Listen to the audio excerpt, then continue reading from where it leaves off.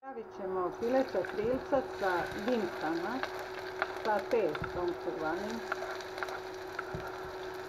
Najprije luk stavljamo da se prodimca, poslije ćemo dodati šargarepu, malo ćemo posoliti, luk se bolje otopi kad se posoli dok se dimsta, dodati šargarepu.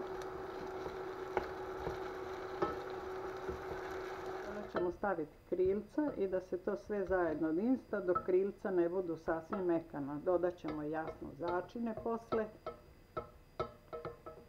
i podlevati vode, dolevati povremeno. Sada ćemo dodati začina suvog,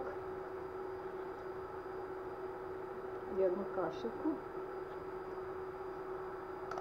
zatim malo aleve paprike. To su onako neki standardni začini koje inače mi stavljamo u ova naša jela, a svako ko želi može da doda još nešto što voli. I malo ćemo bibera. To ćemo još sve dimstati da krilca još mekšaju.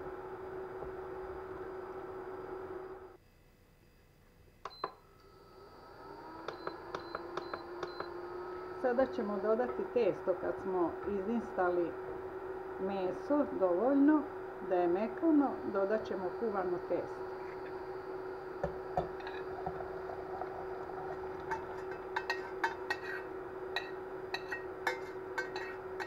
To ćemo samo malo pustiti da provri da bi se to bolje sjedinilo i jelo je spremno za konzumiranje.